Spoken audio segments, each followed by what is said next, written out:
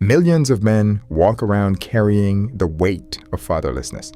Some talk about it, most don't. Some are angry, some are numb, some laugh it off, but deep down they are starving for answers.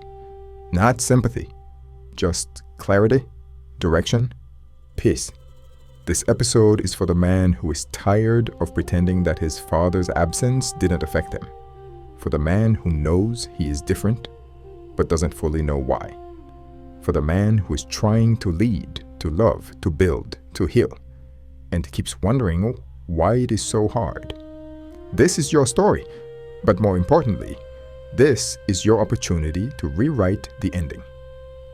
We are going to break this down in 7 real, raw, and honest truths, not to shame your past, but to fuel your future. Why? Because it is time to forgive your father. When you grow up without a father, there's a hole that doesn't just go away with time.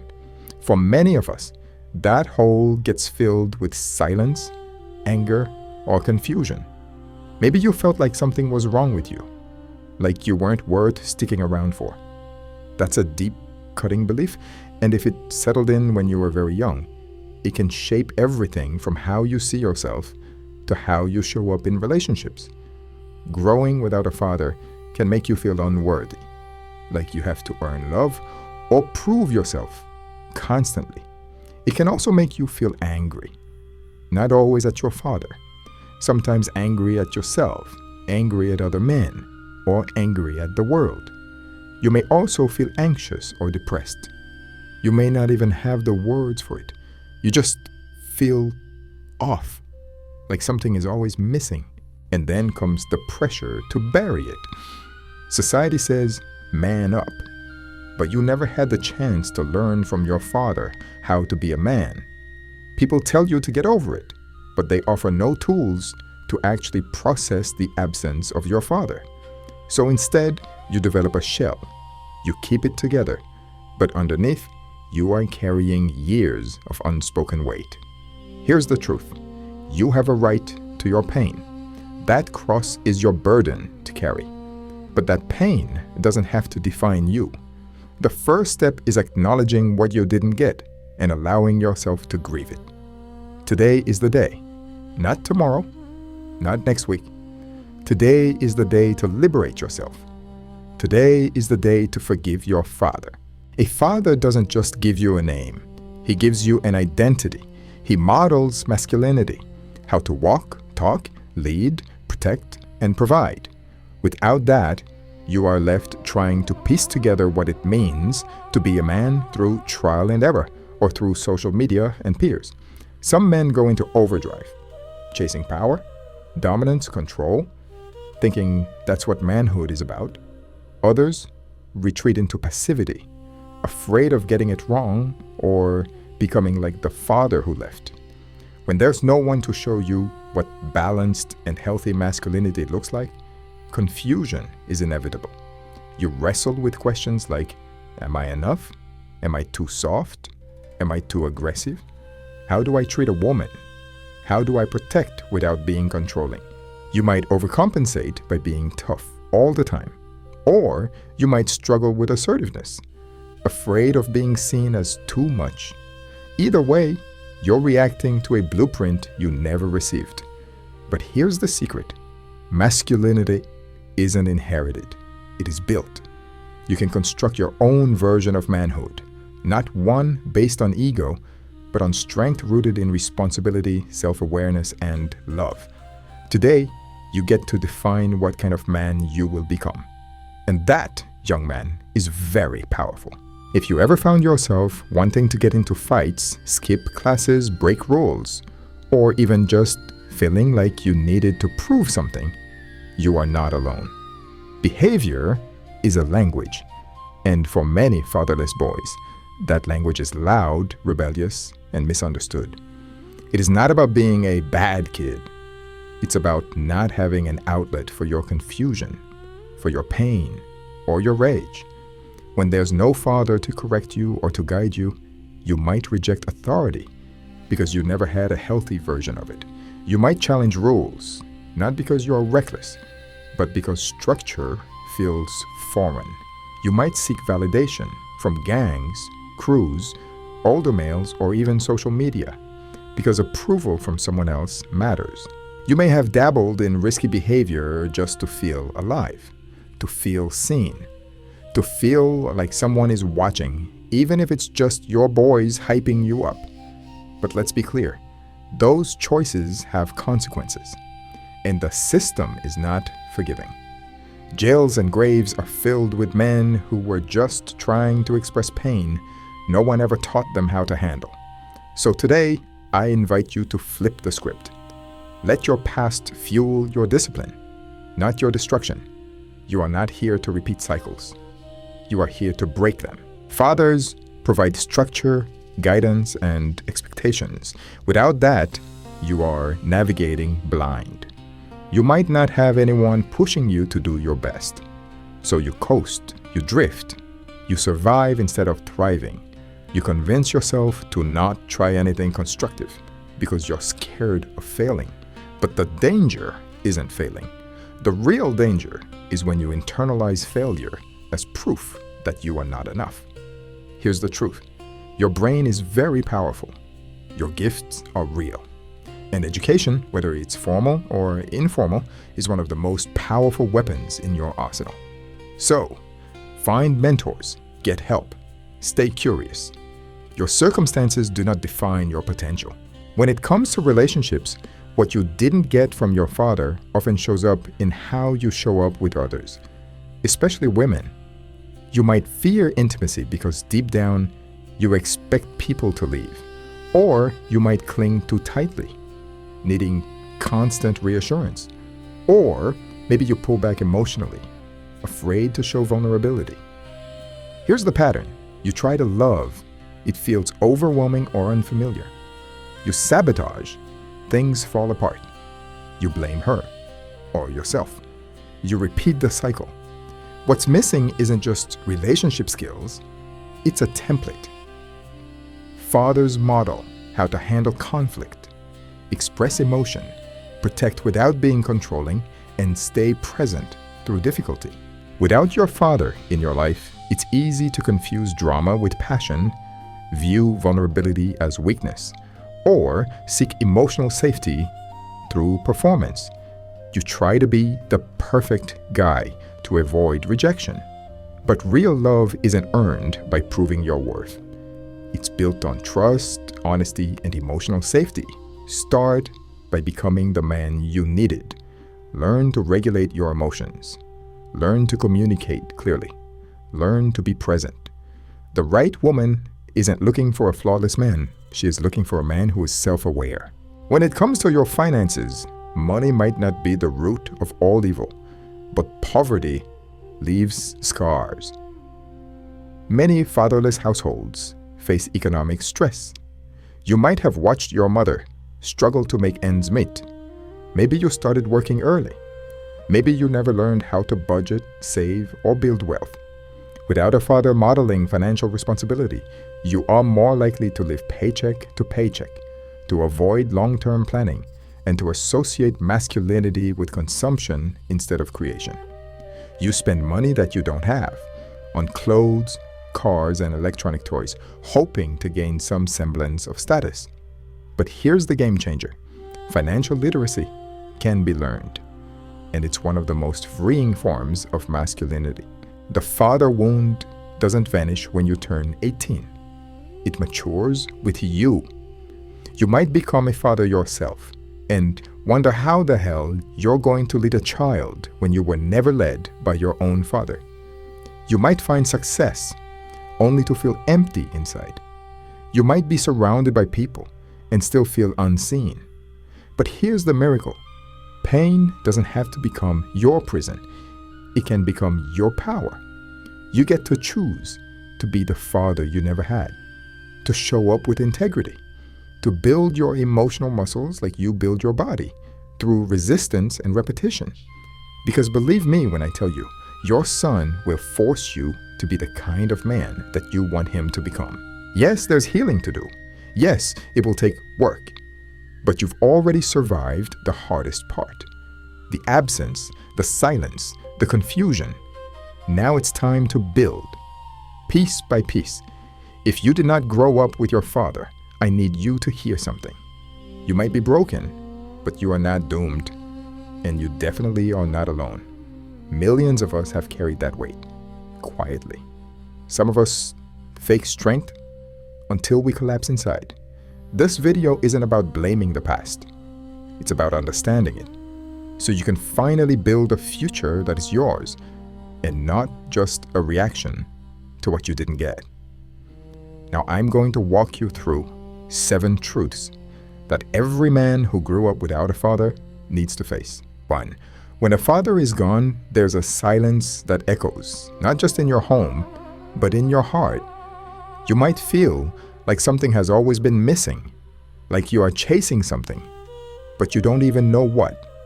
That constant ache, that's not weakness. That's a wound. Maybe you have struggled with self-worth, thinking you weren't enough for him to stay.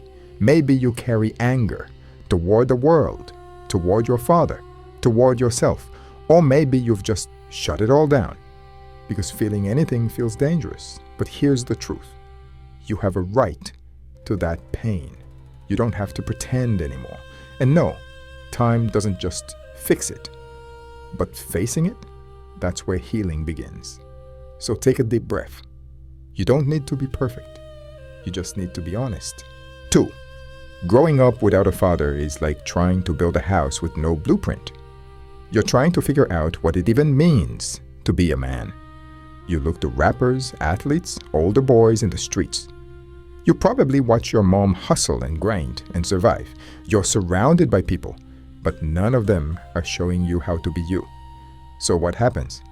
You either overcompensate by flexing, fighting, and faking strength, or you shrink, doubt yourself, avoid responsibility, all because you don't want to fail.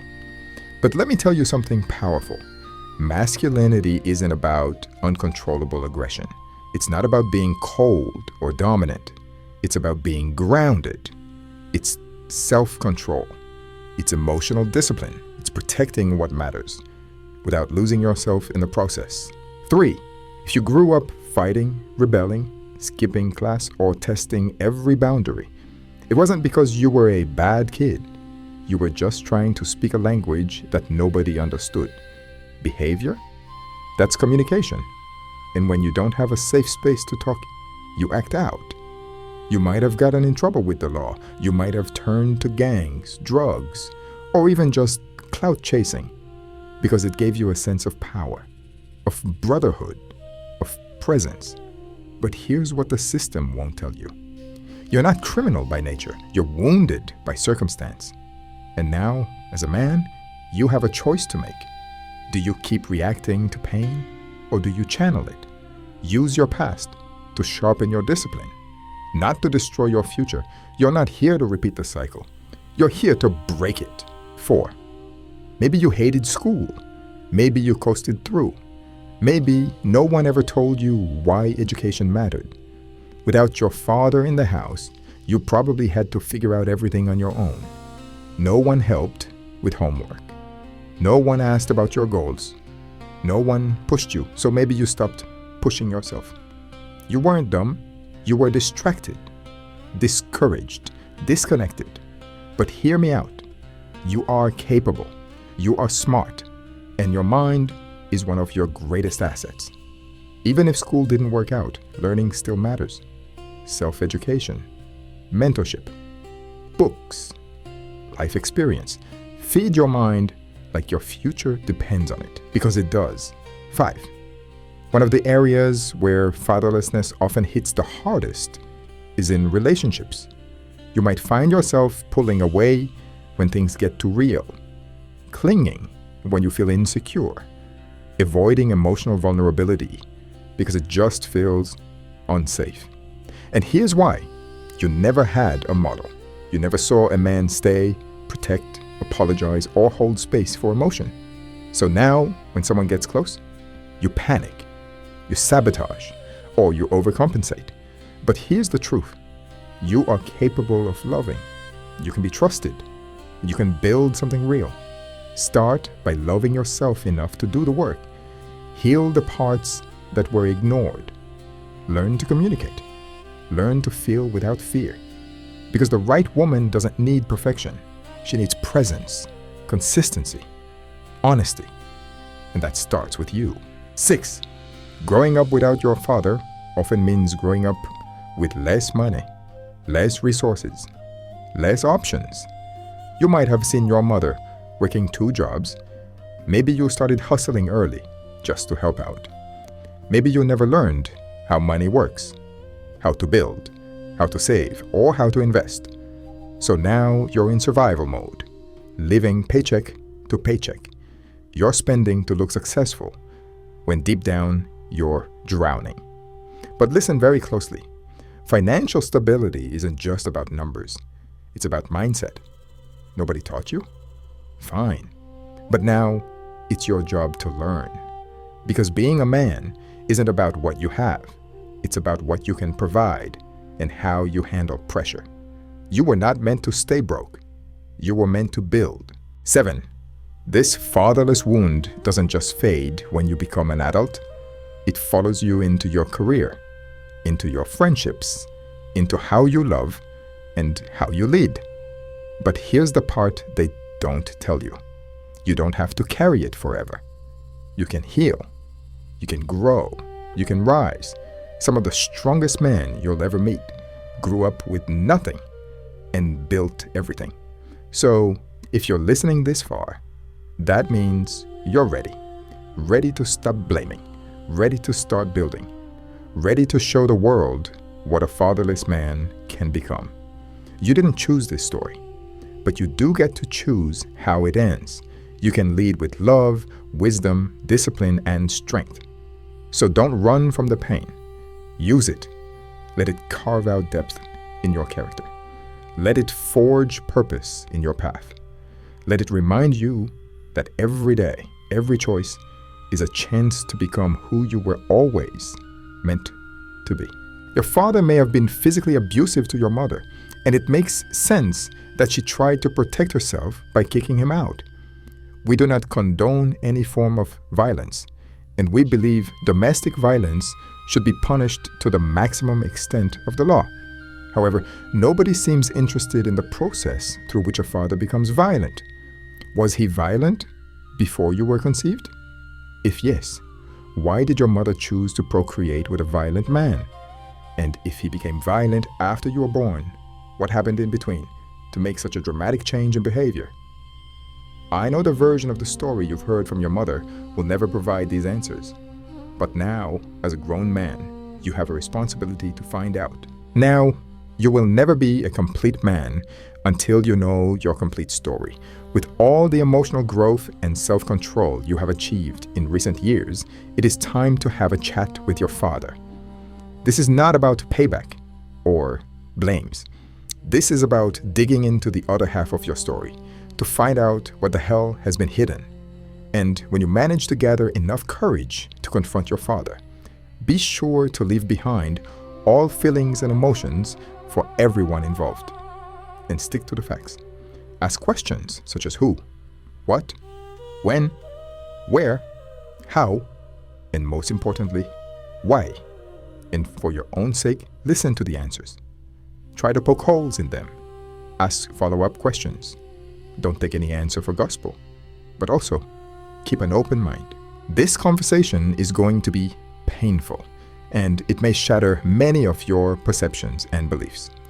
You may experience confusion, regrets, disdain, pity, inexplicable love, or even point-blank hatred.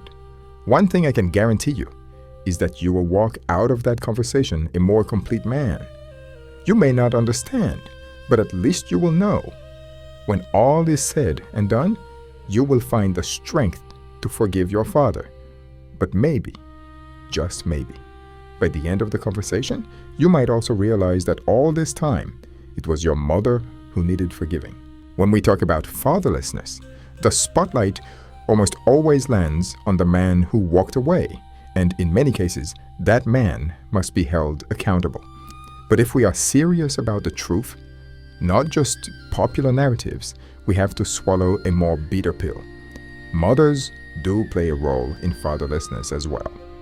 This isn't about blaming women, it's about owning the full picture. Because if we only talk about the fathers who leave, we will never fix the root problem. So we must also look at the dynamics that push these fathers to leave, or the systems that make it harder for them to stay, or even the interactions within the household that make it inevitable for them to leave. So let's talk about the ways some mothers contribute to fatherlessness. First, there was maternal gatekeeping. This happens when a mother limits the father's access to the child, either out of spite, control, or the belief that he doesn't deserve to be involved. Sometimes it's subtle, canceling visits, changing schedules, not informing the father of important events.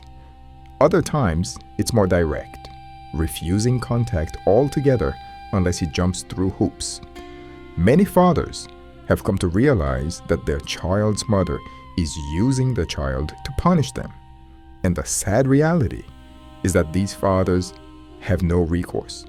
When a mother does this, intentionally or not, she makes it harder for the father to stay engaged. Then there's parental alienation. When parents separate, mothers get physical custody of the child more than 95% of the time. That means they control access. They can encourage father involvement or restrict it. Too often, control wins out over cooperation. Even when the father pushes the custody case all the way to trial, he still loses custody the majority of times, due essentially to systemic biases in the court system. As such, the mother spends the most time with the child and often takes advantage of that to form the child's opinion about his father. Parental alienation is when the mother poisons the child's view of the father. For example, many mothers have repeatedly told their child that your father doesn't care about you or he left us, even if that's not the full truth. Over time, the child pulls away emotionally, and the father, already on the outside, withdraws even further. Let's also be honest about partner selection. Some women choose to have children with men who clearly show no signs of being ready for fatherhood, emotionally, mentally, or financially. Sometimes it's due to trauma, loneliness, or naivety, but other times it is a more deliberate decision. When women make the choice to procreate with deadbeat men, the odds of long-term father involvement drop significantly. Unfortunately, our society has celebrated single mothers to the point that they all believe they deserve a trophy, even when they were the one who kicked out the father in the first place. Many single mothers believe the child is their private property and that the father is completely irrelevant until it's time to collect child support. Lastly, many fathers have serious doubt about paternity. With the rise in female promiscuity and the celebration of sexual liberation, some men are skeptical that they are the father when they suspected the woman of cheating around the time she became pregnant. The best solution to this problem is DNA paternity testing. However, most states require consent from the mother to perform paternity testing. Clearly, this is a conflict of interest, because if the woman knows that she was sleeping with someone else, why would she give consent to a DNA test? The alternative for skeptical fathers is to go through the court system to convince a judge to issue a court order to get the paternity test done. But this can be very expensive and prohibitive, and that's a major reason why some fathers simply choose to withdraw from the family unit. I know what you're thinking.